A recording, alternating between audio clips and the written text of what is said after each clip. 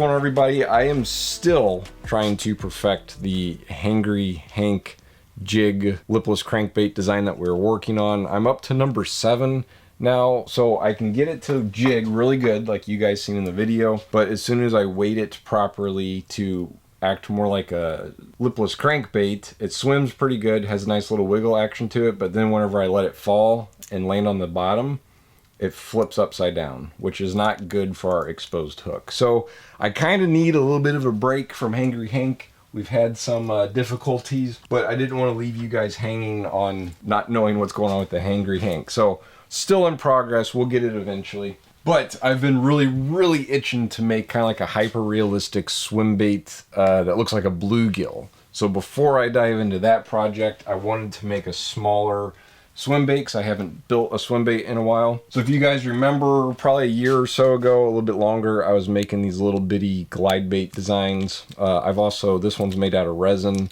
and this one's made out of wood as a swim bait. And I've also made the same shape and design as a much larger swim bait. So the plan for this week is we're kind of making like a practice bait. We're gonna go in between this size and this size. Make one of these little swim baits since I already have the pattern for it. Build it as more or less of a test bait before we dive into a full-blown start to finish bluegill, hyper-realistic looking swim bait design. So aiming for a bait that's in between those two sizes, doing it as a practice, and then we'll make a super realistic looking swim bait design. So with that said, we'll hop over to our computer, change our file to match the dimensions that I'm looking for, and then get that file cut.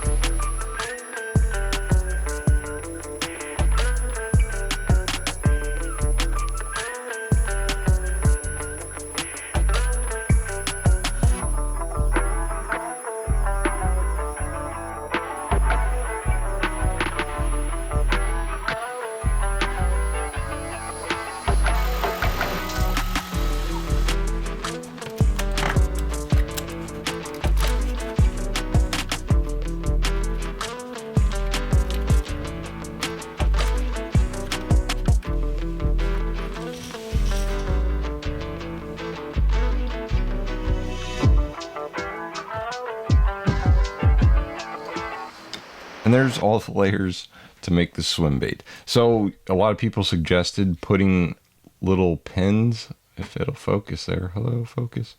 See those little circles right there? Those are little pins. So then when I glue the layers together, everything aligns perfectly. That worked really great. So thank you for that suggestion. I, however, forgot to include that on the swim bait. So this one I'll just have to be careful and make sure everything gets lined up nicely for gluing. So the one thing that I don't think I'd shown on the glide bait, because I already had it glued, was these little guys. So these little parts I need to glue first before I glue the big sections together, and that's what allows the pin to go in place. So I always like to lay it out exactly how it's going to be glued together, so then I know I need to glue this section to that piece. So I glue those little bitty pieces in first, and then we'll glue the rest of this layer to that layer.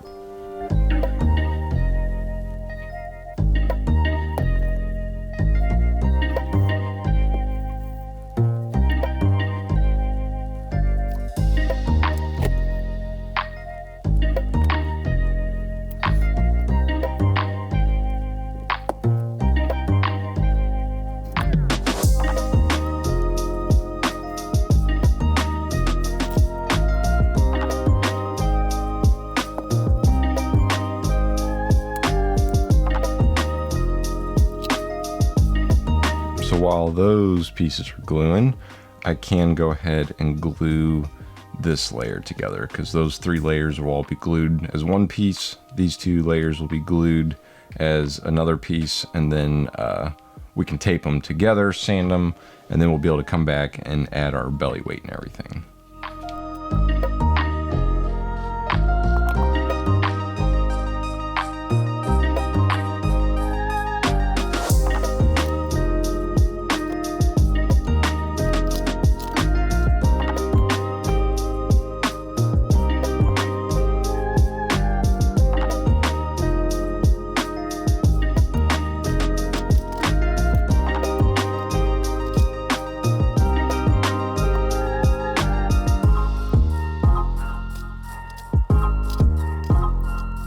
Okay, I'm going to let these fellers dry for a little while, and then we'll come back and glue those other 3 layers together. All right, this should be dry enough that we can go ahead and glue this other side together.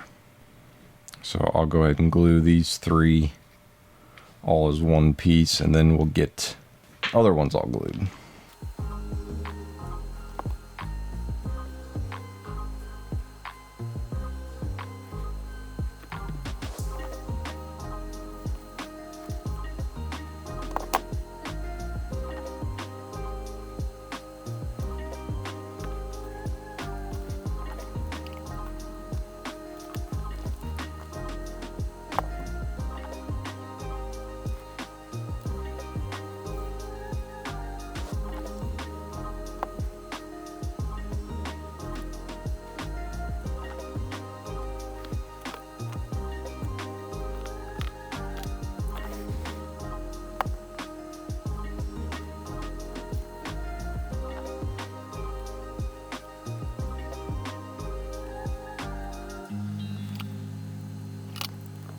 Alright, all these pieces have had several hours to cure, so we're going to go ahead and get them unclamped.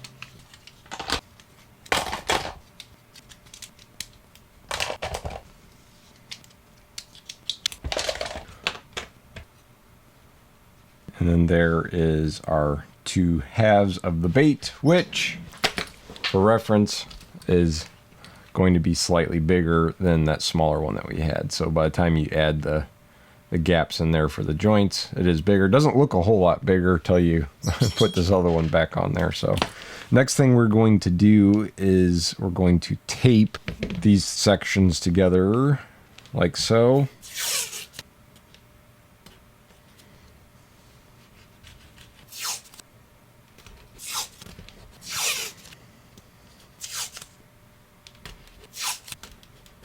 And then I'm going to take a nice long piece of double-sided sticky tape. Whoop. I'll throw that right across there. Do a little piece up top and a little piece down low. And then marry the 2 pieces together.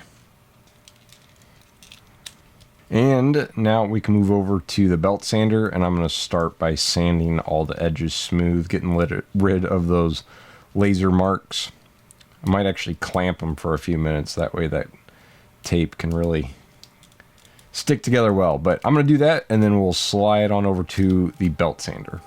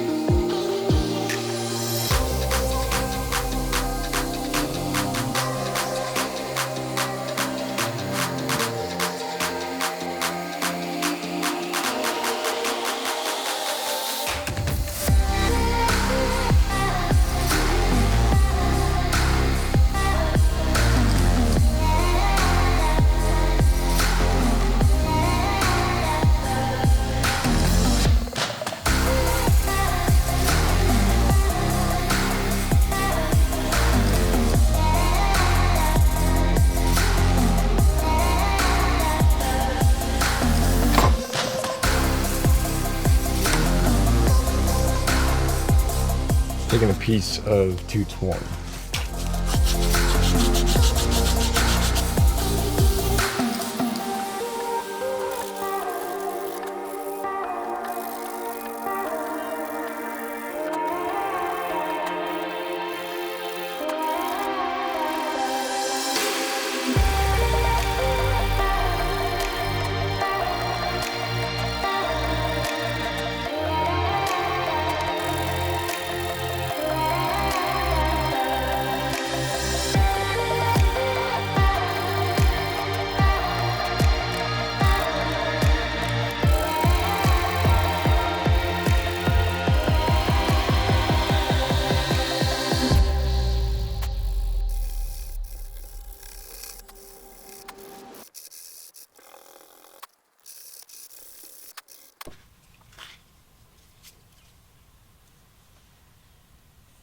Pretty good. I think I will do some hand sanding on the sides here, and then we'll be ready to engrave our laser file on there.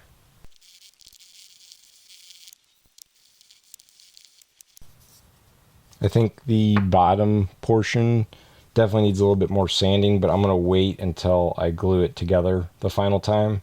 That way, in case I don't get that lined up perfect, I'll be able to sand that away then as well. So now we're good to move over to the laser, and we'll be able to do the scale and gill plate pattern, all that. We'll engrave that on there.